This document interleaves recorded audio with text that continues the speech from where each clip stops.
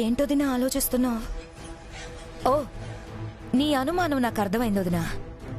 ప్రస్తుతం విరాజ్ కూడా ఆ చైత్ర కొంగు పట్టుకుని తిరుగుతున్నాడు కదా. తన కోసం నన్ను కూడా ఎదిరించి సంతకం చేయించి మరీ ఆ చైత్రని విడిపించాడు. ఇప్పుడు నువ్వు చెప్పినా కూడా నీ మాట విని వాళ్ల దగ్గర ఆ ప్రాపర్టీ ఖాళీ చేయిస్తాడో లేదో అని నీ డౌట్, అంతేనా? నీ అనుమానం కూడా నిజమే వదినా. నీకు మరీ అంత డౌట్గా ఉంటే వదిలే. తీరా చెప్పిన తర్వాత విరాజ్ నేను చెయ్యను అని అంటే నీకు అవమానంగా ఉంటుంది కదా. అలా అంటావేంటి హంస? నా పిల్లలకి ఈ అమ్మ మాట అంటే వేదం. నేను చెప్తే చేయకుండా ఉండే ప్రసక్తే లేదు. నాకా నమ్మకం ఉంది.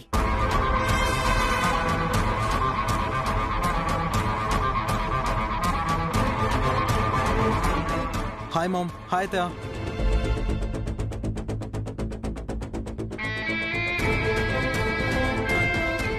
ఏమైంది?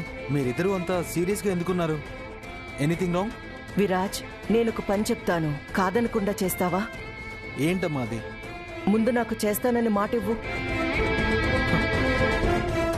ఏంటమ్మా ఇది కొత్తగా? నేనెప్పుడైనా నువ్వు చెప్పింది వినలేదా, చేయలేదా? ఈ చెయ్యి ఇలా ఉంచి విషయం ఏంటో చెప్పు. నువ్వు వెంటనే చైత్ర వాళ్ళుంటున్న అమ్మ ఒడిని ఖాళీ చేయించాలి.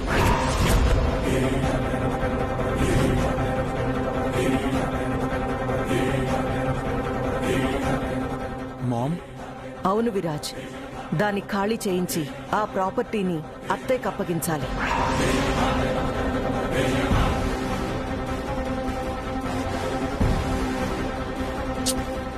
మామ్, ఒక్కసారి ఆలోచించు. మనకి ఎన్ని ప్రాపర్టీస్ ఉన్నాయి? అయినా ఆ ప్రాపర్టీ గురించే ఎందుకంత ఆరాటం? పోనీ దానివల్ల మనకేమైనా యూజ్ ఉందా? లేదు. జస్ట్ ఉంది అంటే ఉంది, అంతే. అదే వాళ్ళకైతే 10 మందికి నీడనిస్తుంది, అనాథలకి అన్నం పెడుతుంది. అలాంటిది మనం లాక్కుని పాపం ఎందుకు మూటగట్టుకోవాలి మామ్? చెప్పాను కదొదినా, ఇది జరగని పనని. నా పుట్టింటి వాళ్ళు నాకు పసుపు కుంకుమ కింద ఇచ్చిన ఆ ప్రాపర్టీని నా కూతురికి పసుపు కుంకుమ కింద ఇవ్వాలని అనుకున్నాను. కానీ అది జరగదని అర్థమైపోయింది. అసలు నా కూతురికి పెళ్ళైనా జరుగుతుందో లేదో.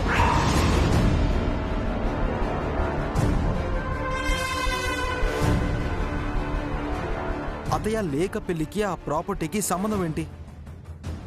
సంబంధం ఉందిరా విరాజ్. మీ అత్తయ్య ఆ ప్రాపర్టీని లేఖకి రాసిస్తానని వాళ్ళ అత్తామామకి మాటిచ్చింది. ఇప్పుడు మాట తప్పితే వాళ్ళు ఎలాంటి నిర్ణయాలైనా తీసుకోవచ్చు. అది కాదమ్మా. విరాజ్, ఇంత డిస్కషన్ అనవసరం. నేను అడుగుతున్నాను, ఖాళీ చేయిస్తావా లేదా? నేను అత్తయ్యకిచ్చిన మాట నిలబెడతావా లేదా?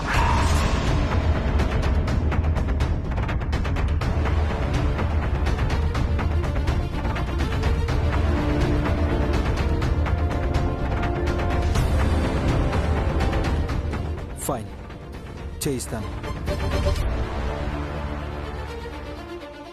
నాకు మాటివ్వు.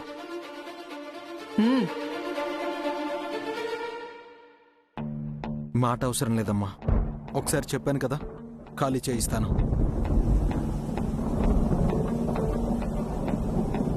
హంస, నువ్వేం టెన్షన్ పడకు. ఇంకా ప్రాపర్టీ నీది, సరేనా?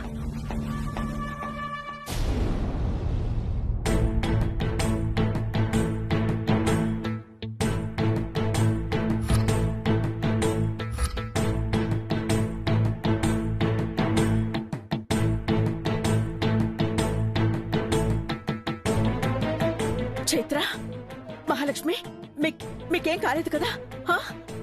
అసలేం జరిగింది? ఏం జరిగిందమ్మా?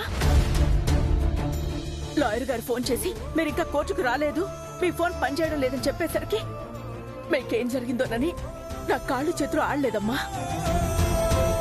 మీకైతే ఏం కాలేదు కదా? అమ్మా, మాకేం కాలేదమ్మా. ఏం కాకపోవడం ఏంటక్క? కాస్త అయితే ప్రాణం పోయేదో ఇంకేమైపోయేదో.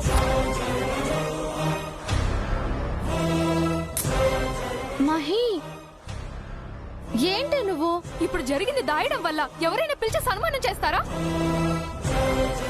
అమ్మ చైత్ర, అసలేం జరిగిందమ్మా? నువ్వు మహాలక్ష్మిని ఎందుకు ఆపుతున్నావు? చెప్పండమ్మా, ఏం జరిగిందో చెప్పండి. అది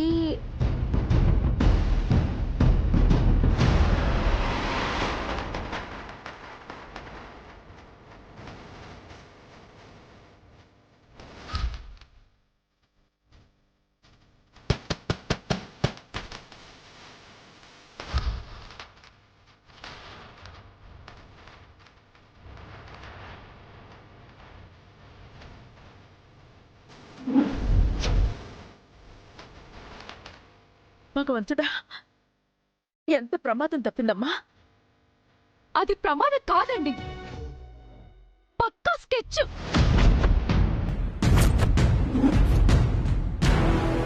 ప్లానింగ్ లేకుండా ఏ కిడ్నాప్ జరగదు. అక్కడ మా ఫోన్ కలవకూడదని సెల్ ఫోన్ జామర్ కూడా పెట్టారంటే ఆ హంస కిడ్నాప్ ఏ రేంజ్ లో ప్లాన్ చేసిందో అర్థం చేసుకోవచ్చు.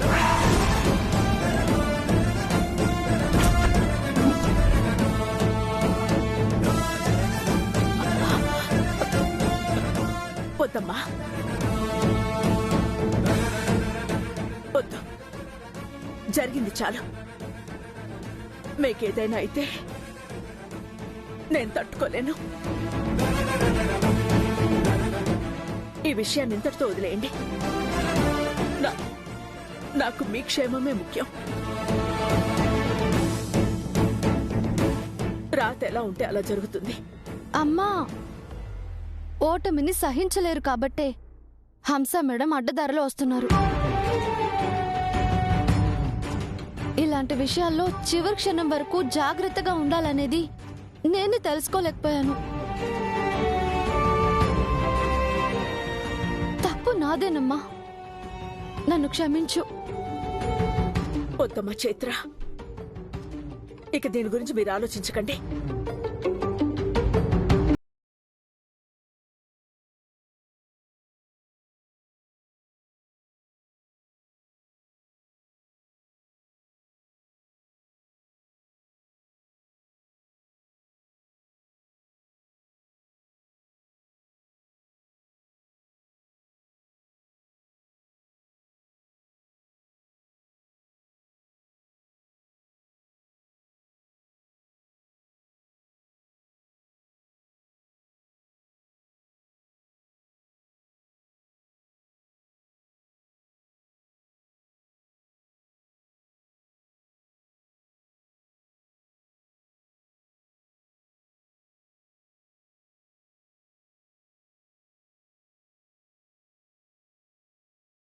ఉంటాను.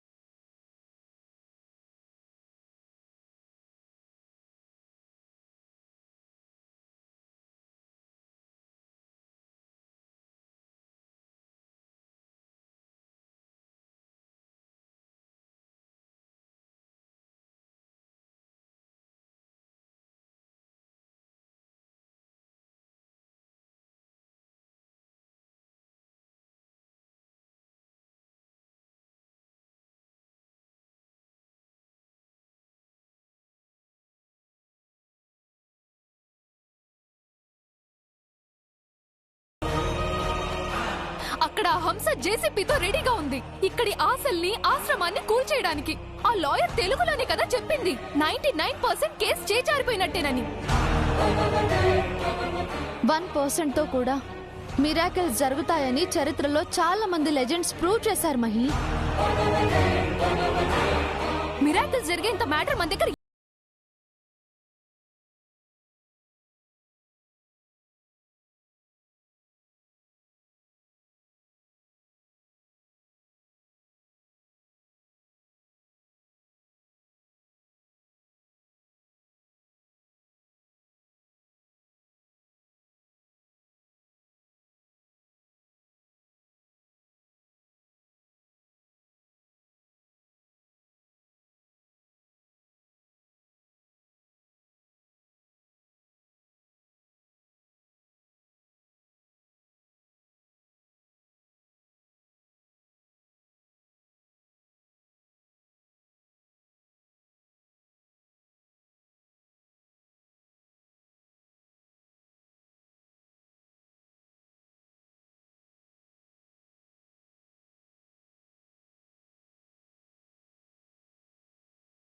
విరాజ్ నన్ను విడిపించాడు.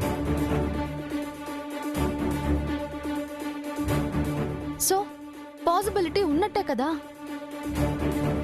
న్యాయం నా వైపు ఉందని విరాజ్కి అనిపిస్తే ఖచ్చితంగా నా హోప్ని నిలబెడతాడు.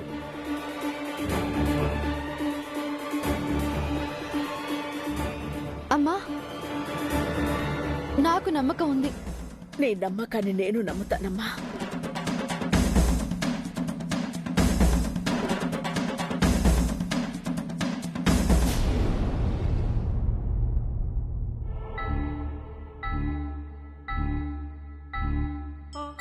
అవునన్నయ్య, వాళ్ళకున్న ఒకే ఒక హోప్ నేనే.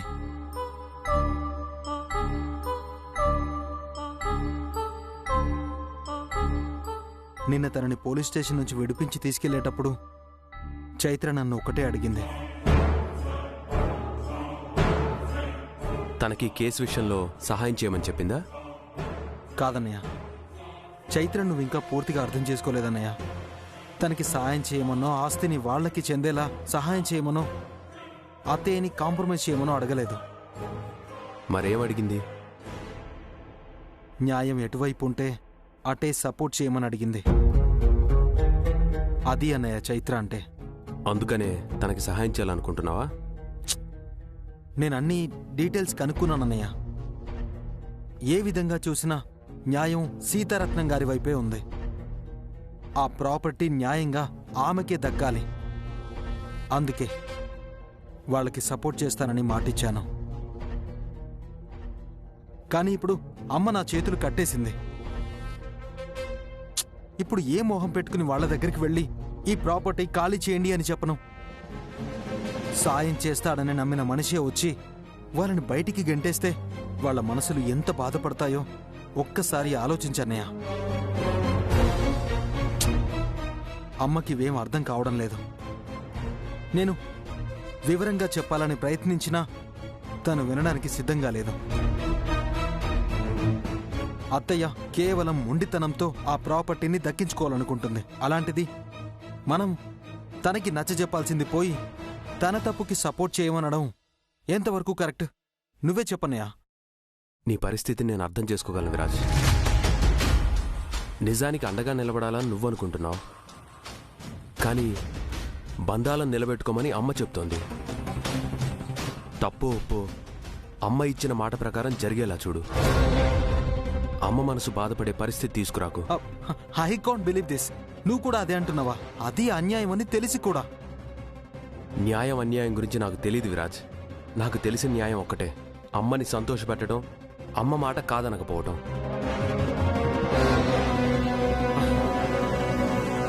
ఐమ్ సారీ అన్నయ్య, నేను ఈ పని చేయలేను.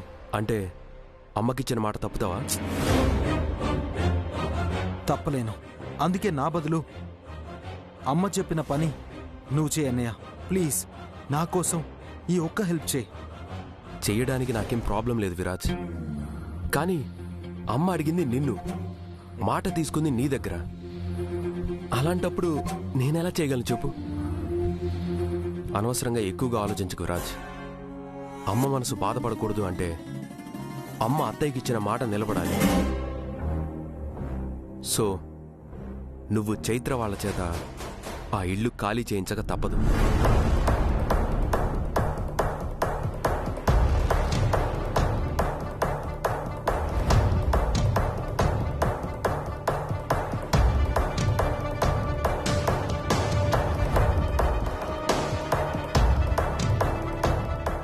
సరే అన్నయ్య, మీరందరూ కోరుకుంటుంది ఒక్కటే, అన్యాయంగా అయినా సరే ఆ ప్రాపర్టీ అత్తయ్యకి దక్కేలా చేయడం. అంతేగా? ఫైన్, చేసేస్తాను. నేను చైత్ర దృష్టిలో చెడ్డోనైనా పర్లేదు, అమ్మకిచ్చిన మాట నిలబెట్టుకుంటాను.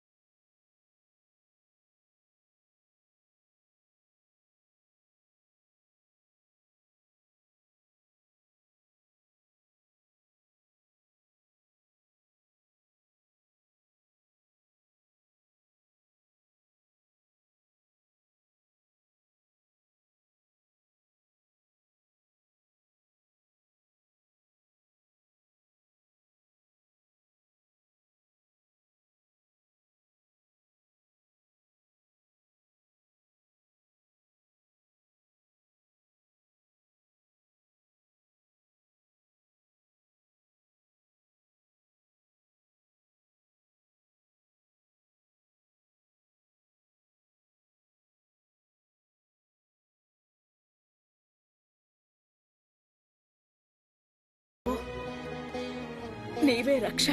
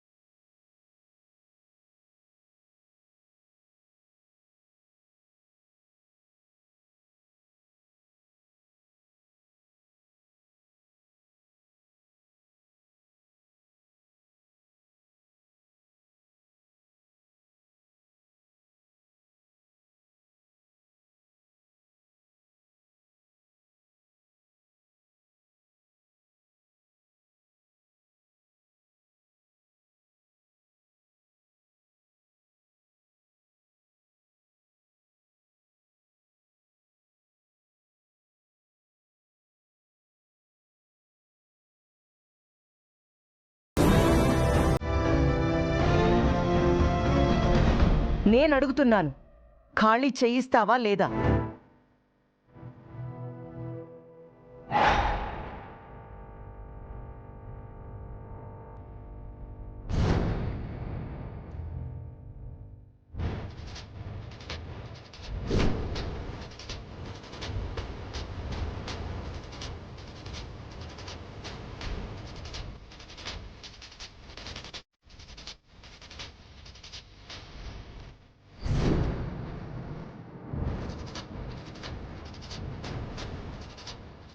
అమ్మా,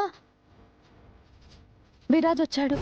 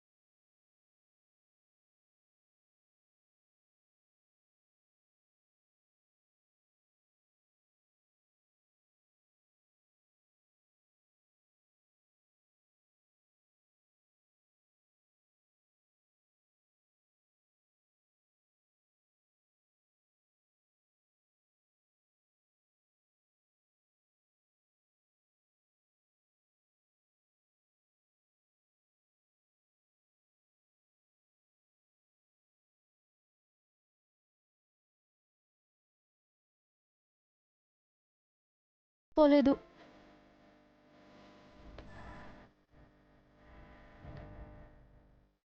వీళ్ళందరికీ నువ్వే చెప్పు విరాజ్. ఈ అమ్మ ఒడిని మీ నుంచి ఎవ్వరూ దూరం చేయలేరు అని.